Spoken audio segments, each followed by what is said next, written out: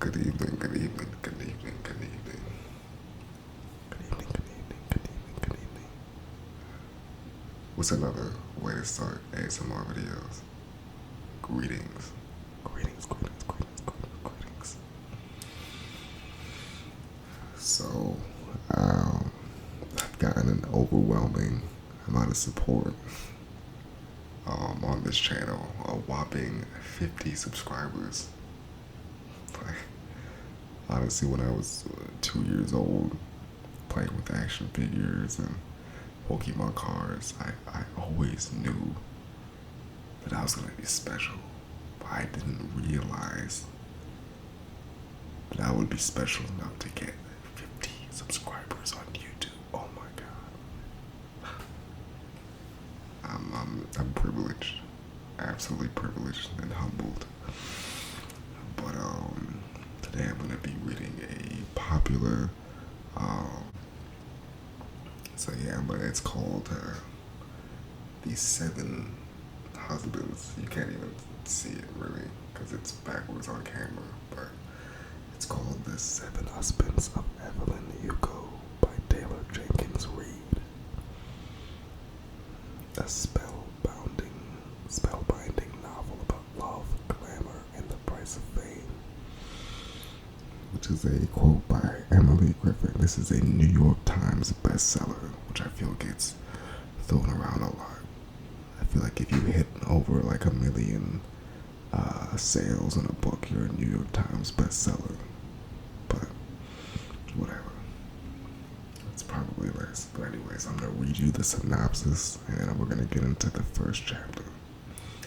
I'm not a big romance novel guy, so if I'm the one that falls asleep before any of y'all, don't take it as an indication that this is a shitty novel. I'm just not built for this. But anyways, here we go. Let me just have a sip of water real quick.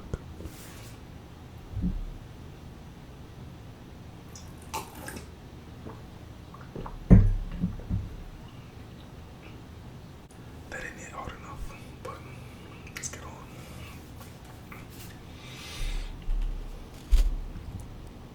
Reclusive Hollywood icon Evelyn Hugo is finally ready to tell the truth about her glamorous and scandalous life.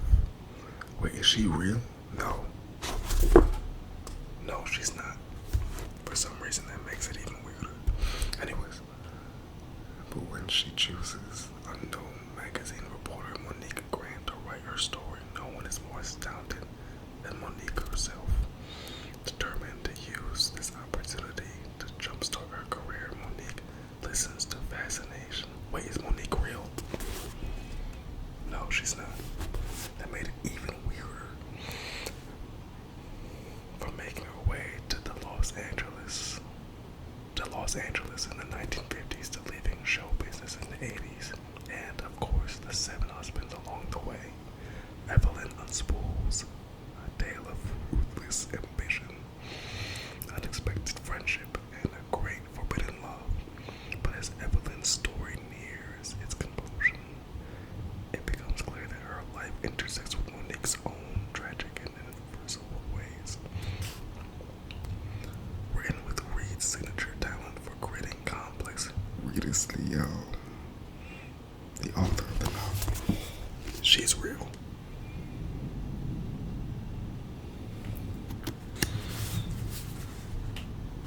Written with Reid's signature talent for creating complex, likable characters. Real simple. This is a mesmerizing journey through the splendor of old Hollywood into the sobering realities of the present day as two women struggle with what it means and what it costs to face the truth. Wow. Okay, let's get into it.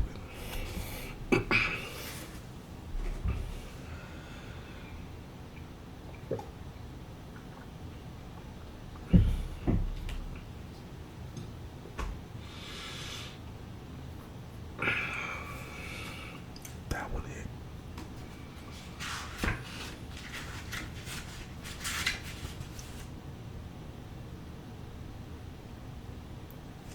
Can you come into my office? I look around at the desk beside me and then back at Frankie, trying to confirm whom exactly she was talking about. I pointed to myself. Do you mean me? Frankie has very little patience. Yes, Monique, you.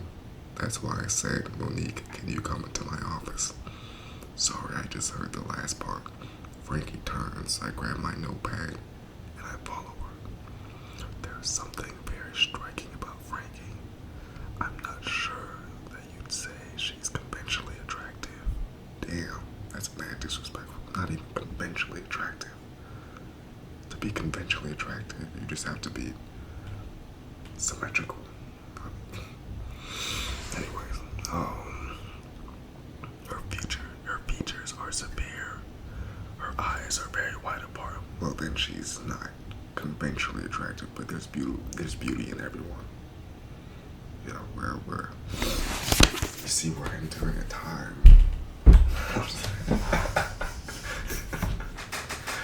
in society where beauty standards are shifting. You don't have to be 2 foot tall, 100-pound stick to be considered beautiful. Anyways, sorry, I'm getting emotional.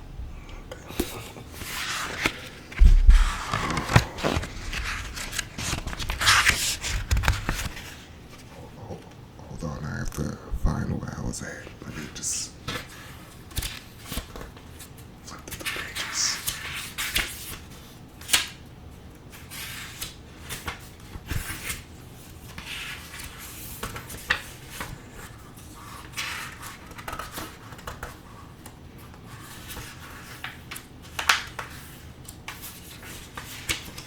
Oh, is that chapter 1?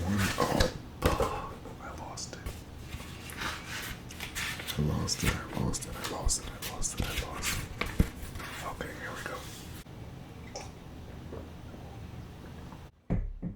I had the same phlegm. Excuse me. I've had the same phlegm in my throat for like 2 years now. With her thin, 6 foot tall frame, her shirt cropped afro. Oh, she's a nigga. Oh, this just got interesting. And her affinity for bright colors and big jewelry. When Frankie walks into a room, everyone takes notice. Oh wow, wait. Oh my god. So she's not conventionally attractive. But like they made the black character not conventionally attractive.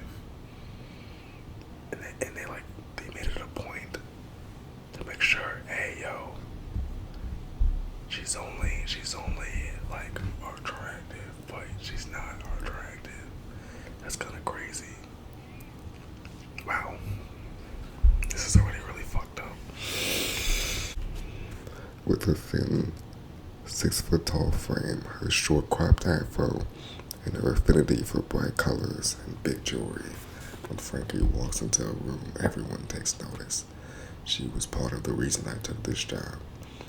I've looked up to her since I was in journalism school, reading her pieces in the very pages of the magazine she now runs and I now work for. And if I'm being honest, there's something very inspiring about having a black woman running things. Here the fuck we go. This is gonna be some white liberal shit. Got it for me. Oh, dear ape sister-in-law. And if I'm being honest, there's something very inspiring about having a black woman running things. As a biracial woman myself, with a black father and a white mother, what the fuck is going on? She really pulled the as a underscore. It's like the YouTube commenters before they type something really fucked up. As a person of color myself, like, oh my god, I don't like where this is going, but okay. As a biracial woman myself, with a black father and a white mother, oh, there's a combo you don't see every day. Frankie makes me feel more sure that I can one day run things too. Because if a full black could do it, a halfie could do it, right? it than I can do it. It's fucking pathetic. Oh, take a seat. Frankie says as she sits down and gestures towards an orange chair on the opposite side of her lucite desk. I calmly sit and cross my legs. I let Frankie talk first. We're finally getting past page 1.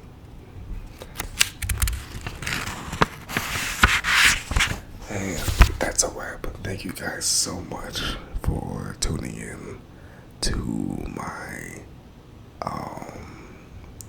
4th ASMR video. If you guys actually do want to hear me finish this book, comment down below. I'll read the whole book if I get at least 7.5 people saying that they want me to finish the book. The book is called The 7 Husbands of Evelyn Hugo. And, honestly, I should read a lot more. So puzzling turn of events. She says, looking at her computer, Evelyn Hugo's people are inquiring about a feature, an exclusive interview.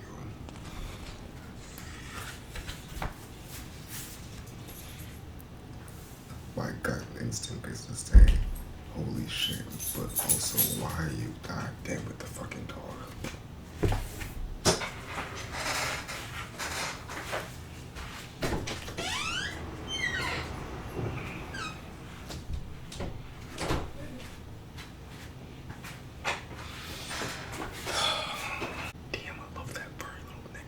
My gut instinct is to say, holy shit, but why are you telling me this? About what in particular, I ask. My guess is it's related to the growing auction she's doing. Frankie says, my understanding is that it's important to her to raise money for the American Breast Cancer Foundation as possible. I don't know why I just get into a British accent. It just seems fitting.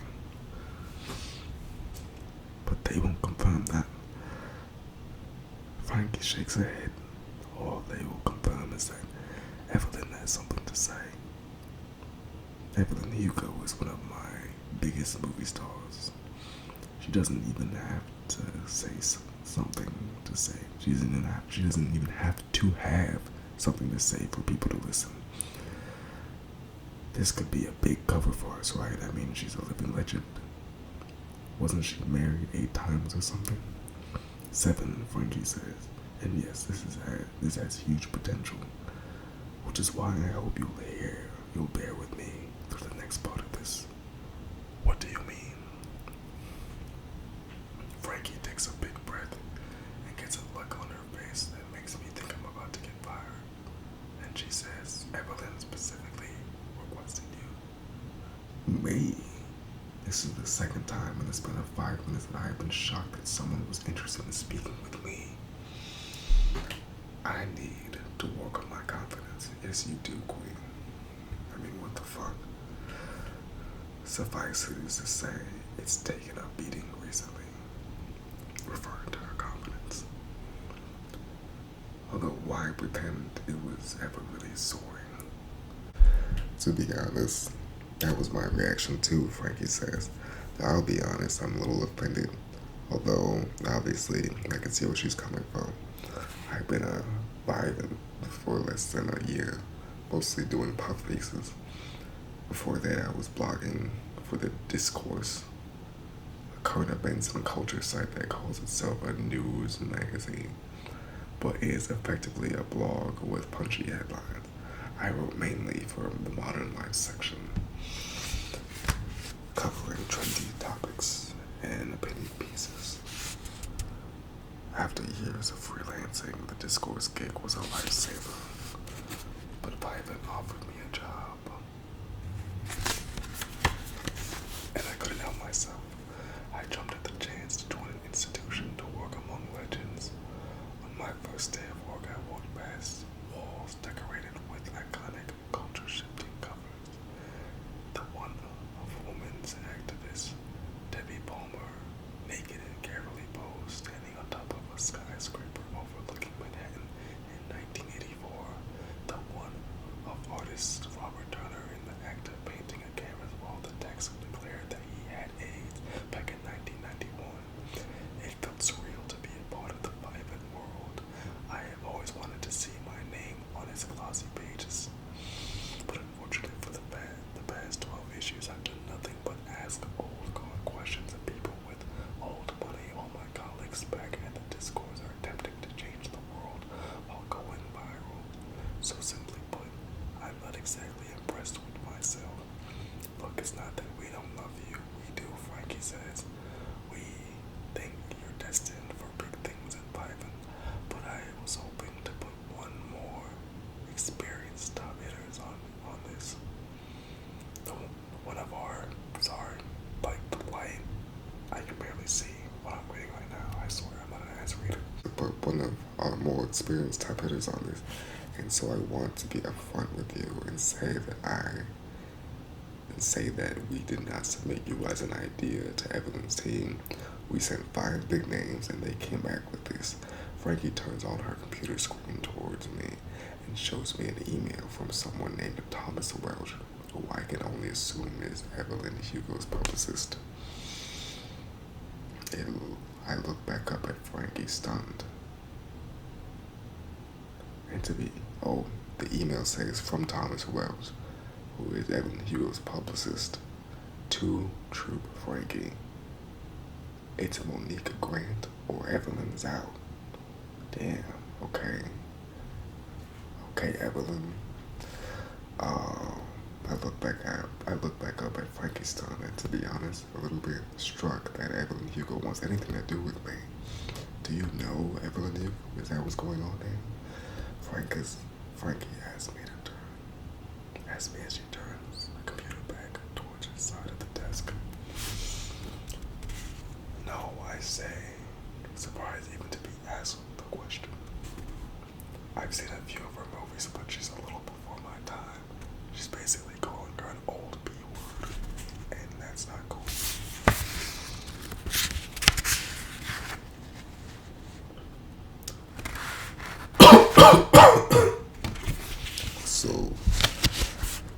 So you have no personal connection to her? I shake my head. Definitely not. Aren't you from Los Angeles? Yeah, but the only way I'd have a connection to Evelyn Hugo, I suppose, is if my dad worked on one of her films back in the day. He's a still photographer for movie sets. I can ask my mom. Great, thank you. Frankie looks at me expectantly. Did you want me to ask now? And she responds, could you? I pull my phone out of my pocket, text my mother, did Dad ever work on any Evelyn Hugo movies? I saw 3 dots start to appear, and I look up only to find that Frankie's trying to get a glimpse of my phone. She seems to recognize the invasion of privacy and leans back. My phone dings. My mother texts, maybe. There were so many, it's hard to keep track. Why? Long story. I reply, but I'm trying to figure out if I have any connections to Evelyn Hugo. Think Dad would have known her. Mom answers, no. Your father never hung out with anybody famous on set. No matter how hard I tried to get him to make us some celebrity friends. I laugh. It looks like no connection to Evelyn Hugo. Frankie nods. Well, then the other theory is that her people chose someone with less clout so they could try to control you, and thus the narrative. I let my phone vibrate again. That reminds me, I wanted to send you a box of your dad's old work. Some gorgeous stuff. I love Harry. I love having it here, but I think you love it more. I'll send it this week. You think they're preying on the weak? I say to Frankie. Frankie smiles, soft, sort of. So Evelyn's people look up the masthead, find my name as a lower level writer, thinking that they can bully me around. That's the idea. That's what I feel. And you're telling me this because Frankie considers her words. Because I don't think you can be bullied around. I think they're underestimating you. And I want this to be over. I want this to be covered, sorry. I want this to make headlines. What are you saying? I asked, shifting slightly in my chair. Ricky claps her hands in front of her and rests them on the desk, leaning towards me. I'm asking you if you have the guts to go toe-to-toe with Evelyn Hugo. Of all the things I thought someone was going to ask me today, this was probably going to be somewhere around number 9 million. Do I have the guts to go toe-to-toe with Evelyn Hugo? I have no idea.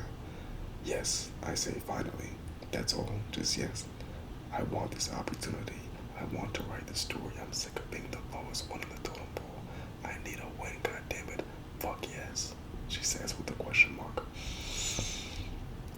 Frankie nods, considering. Better, but I'm still not convinced. I'm 35 years old. I've been a writer for more than a decade. I want a book deal one day.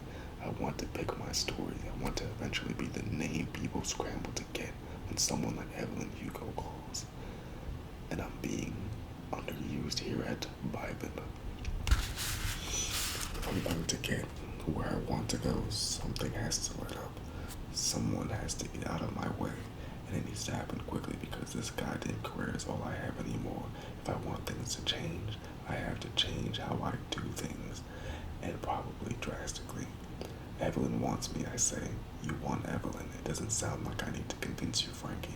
It sounds like you need to convince me. Frankie, damn. Oh my god. The tea is teeing.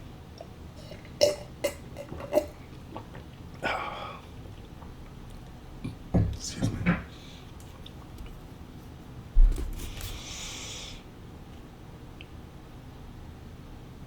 Frankie is dead quiet, staring right at me over her steepled fingers. I was aiming for formidable. I might have overshot. I feel the same way. I feel the same way I did when I tried weight training and started with the 40-pound weights. Too much juice makes it obvious you don't know what you're doing. It takes everything I have not to take it back. Not to apologize profusely. My mother raised me to be polite, to be demure. I have long.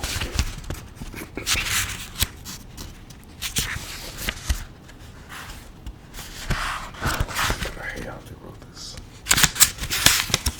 The word is cut in half. I have long operated under the idea that civility is subservience, but it hasn't gotten me very far. That type of kindness, the world respects people who they think should be running it. I've never understood that, but I'm done fighting it. I'm here to be Frankie one day, maybe bigger than Frankie, to do big important work that I am proud of, to leave a mark, and I am nowhere near doing that yet. The silence is so long that I think I might crack, the tension building up with every second that goes by, but Frankie cracks first. Okay, she says, and puts out her hand as she stands up.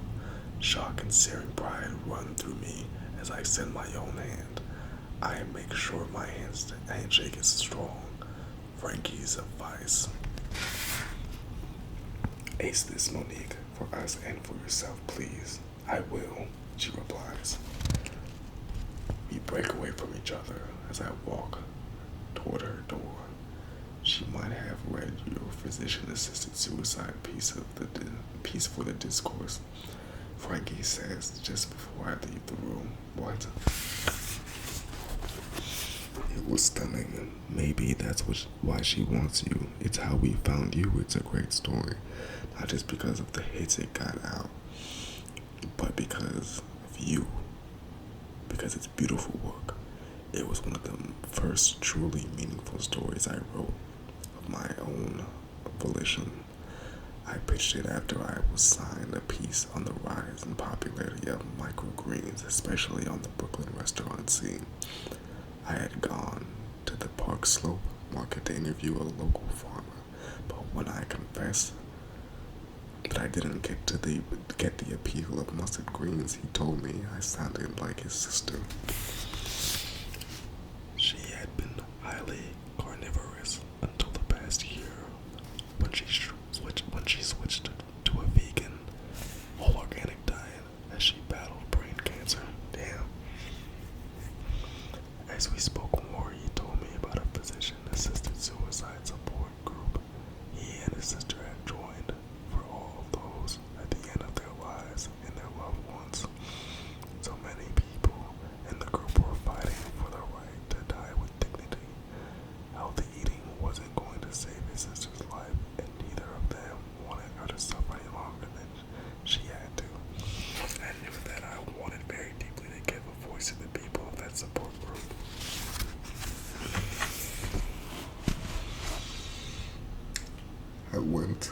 back to the discourse office. I went back to the discourse office and pitched the story. I thought I'd be turned down given my recent slate of articles about hipster trends and celebrity think pieces, but to my surprise, I was greeted with a green light. I worked tirelessly on it, attending meetings with in church basements, interviewing the members, writing and rewriting until I felt confident that the piece represented the full complexity, both the mercy and the moral code of helping to end the lives of suffering people. That shit is dark as fuck, bro. Yeah. It is a story I am proudest of. I have more than once gone home from a day's work here and read that piece again, reminding myself of what I'm capable of, reminding myself of the satisfaction I take in sharing the truth, no matter how difficult it may be to swallow. Thank you, I tell Frankie now. I'm just saying that you're talented. It might be that. It's probably not, though. No, she says, it's probably not. But write the story well, whatever it is, and then the next time it will be. And that is the end of chapter 11111. Wow.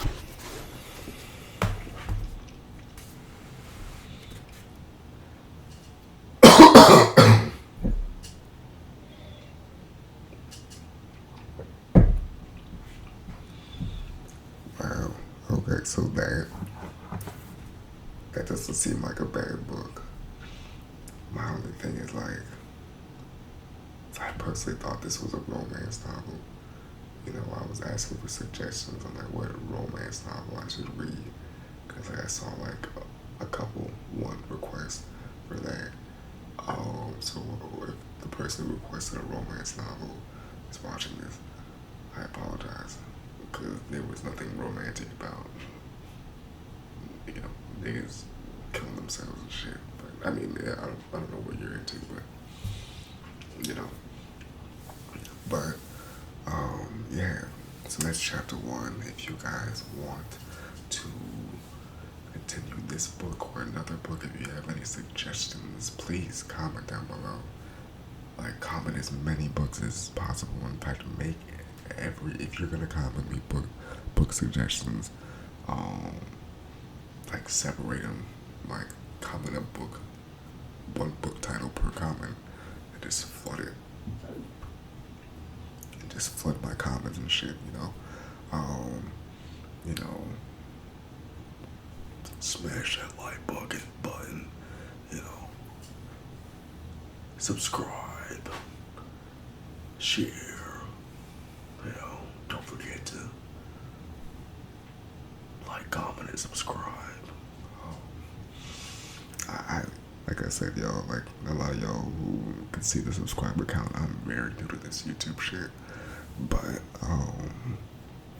yeah, like thank y'all for, you know, the overwhelming support. We're a small but mighty community within one of the greatest online communities of all time. I love the ASMR community so much. Oh my god, like it's just refreshing to be in an online space that isn't toxic at all. Like, if you see a mean ASMR comment under someone's video, that person needs to be like investigated, you know, because they might have an AR in their backpack every day at school, because like those are like the worst of the worst, bro. Like, I've never seen someone comment like a negative, anything negative under someone's ASMR video, unless it's like something like creepy, like, you know, under like, you know, certain women's ASMR channels. But, you know, in terms of like anything like hateful and truly negative like that's crazy. I've never seen that. I don't scroll down further than like 10 comments per you know, YouTube video. That goes with anything, but I would be really surprised if someone was just out there just commenting mean shit under people's ASMR videos. That would be crazy. But honestly, I wouldn't be that surprised. But yeah, thank you guys so much for watching. I hope that you consider subscribing if you haven't already. If you have or if you haven't, please hit the like button and, you know, maybe watch the video a couple more times. I don't know how the fuck it works. I'm trying to get my watch time hours up and whatnot. You already know how it is, you know. Out here trying to pay for textbooks, you hear me? But, yeah, just give me suggestions. You know, I just got out of bed and decided, you know what, I want to make an ASMR video tonight. I'm trying to get more consistent with this shit. And I was like, alright, let's do it. I was like, alright, this looks like I was told this was a romance novel, and I like read it in between like my regular voice or my regular soft speaking voice, and you know, then whispers. But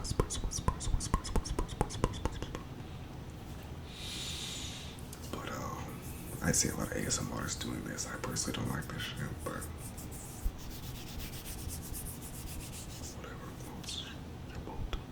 Whatever floats your boat.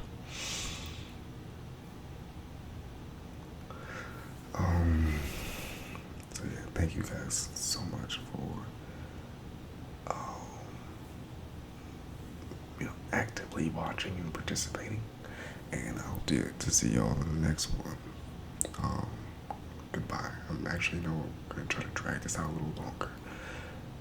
Because I wanna let's try to get it to like 40 minutes. Yeah, okay. What should I talk about? Scissors.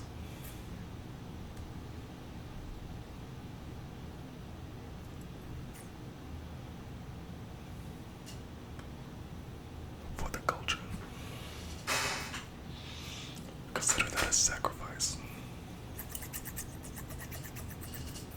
Snip, snip, snip, snip, snip, snip, snip, snip, snip.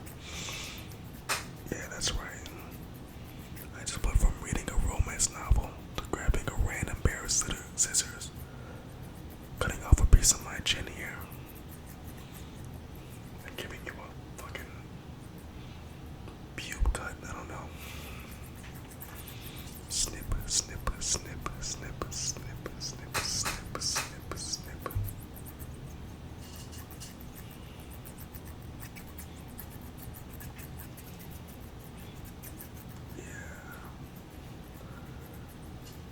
Yeah.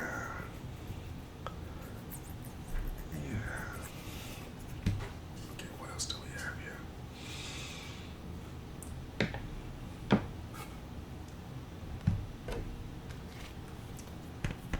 I'm just kidding. I know way too many ASMR artists have done that shit. I'm not doing that to you. I'm not doing that to you.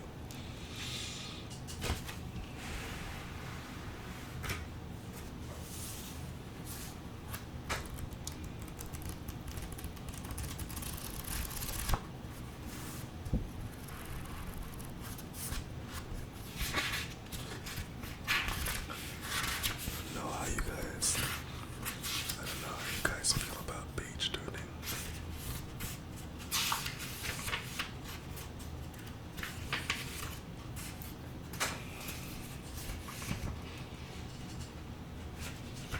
I want to hit the mic.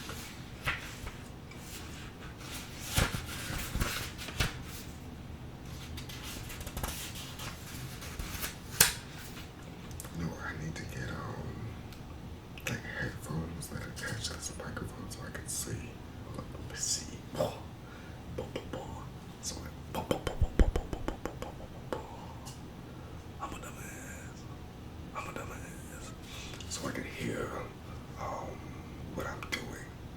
Cause sometimes I be editing my videos. I have to make like 30 jump cuts because like I hit something too hard, or because something like you know, like some loud noise from outside the room or something, like, you know, interrupted what I was doing, you know, just dumb shit like that.